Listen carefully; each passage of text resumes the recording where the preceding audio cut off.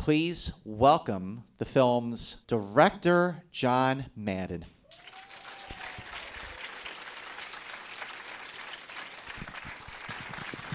Thank you. Thanks for coming to the screening tonight, John. How did you go from something that is just so intense, the debt, to something that was just really so moving? I've directed a comedy before, and it's a very exhilarating thing to do. It's not the only view of the world, but it's kind of liberating, and I've done a bunch of movies in a dark place, which I also enjoy, I have to say, for reasons I can't completely explain. But it's wonderful to direct a comedy, focus on what it is that will release something in an audience, which actually is just about releasing a sense of humor in yourself, which is, of course, the most important weapon any of us has for dealing with the world. So I'm happy to do this. The source material was also based in a different location. Yeah, the book was set in Bangalore, which has is the sort of Silicon Valley of India now. I mean, I can't really make a great case other than saying that Rajasthan is a particularly vivid place. The costume is incredibly rich. It's also a very interesting model because it's an old agrarian economy that is colliding with the new modern India that is bursting out everywhere.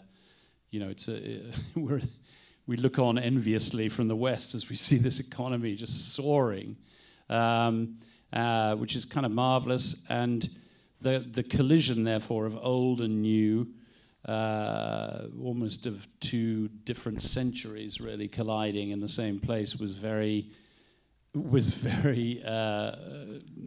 wonderful. And actually, to attest to that, here's Tena Desae, who played Sunena in the movie.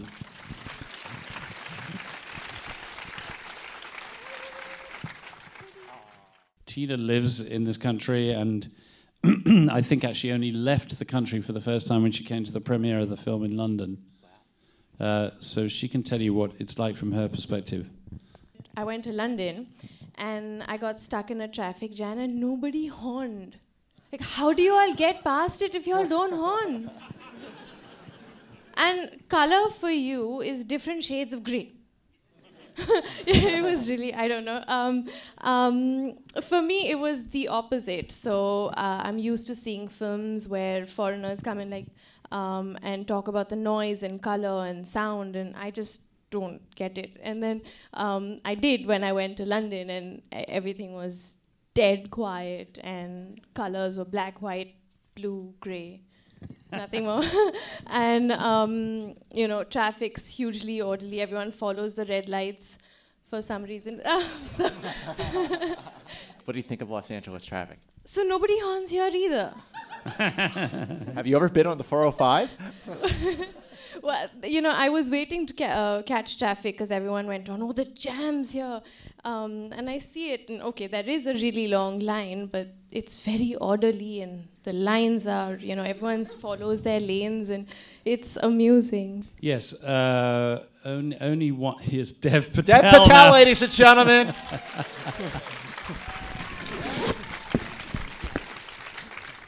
It's very interesting to hear Tena describe it, because you never really know how the country you live in appears to another country. And obviously, that's something you've got to remember about cultural collision. In the West, we travel everywhere, and we assume that the place must conform to what we're used to and who we are and so forth. And it's the effort that the tourist has to make, I think, to enter another culture on its own terms. But they're struggling against a massive, complicated culture that spans, as I said before, several centuries. The point is that if you go from a Western perspective to that country, and it is chaotic and crazy and very, very challenging, possibly disturbing, depending on your point of view, because there are a lot of people who are living way below what we would consider a minimum standard of entitlement. And the smells are overwhelming, the colors are overwhelming, the noise is overwhelming, everything is overwhelming, and it really is. It really is. But you have to get beyond that. I mean, there's a perfect phrase in the film that describes it, which is that it's like a wave, and if you stand there and resist it, it knocks you down, and if you dive through it, you come out the other side. But the country is also a massive stimulus and a massive challenge to look at the world in a different way and to look at the world in a different perspective. And I think that in a sense, a review I read of the film, positive, I'm glad to say, said that in a way these people are coming to the country and it's a sort of a test for them about where they are, who they think they are, and if they meet that test, or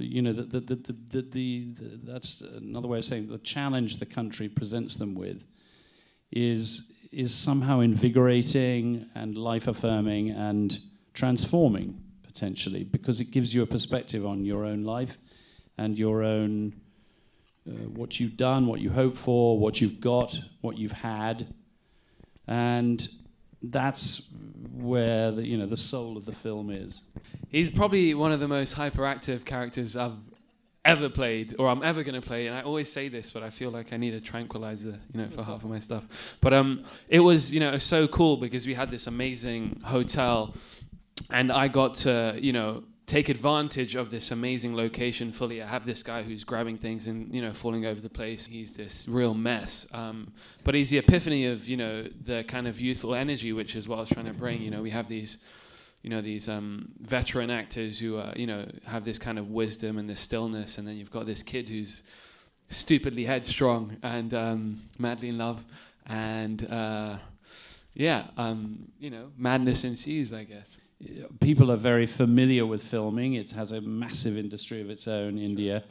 But people are also intensely curious and want to watch what's going on and probably want to offer advice on the shots and the angles. And the great difficulty is trying to, just maintain a semblance of real life that's going on, because obviously the production company recommended that I cleared the streets and that they controlled them, and that we filled them with our own people, but that was not going to work. Would not have captured the flavor of what the place really is.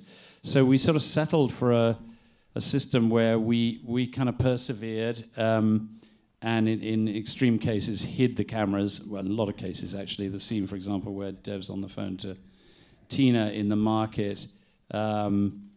We just simply hid the cameras so nobody knew quite what was going on. And then the railway station, I remember, was a particularly bizarre one, because luckily people had a vague kind of agenda. They had places to go, tickets to buy and so forth, and we just got on with it in the middle of everything that was going on. We were there all day, and even the Indian curiosity finally waned and they just got on with what they were doing.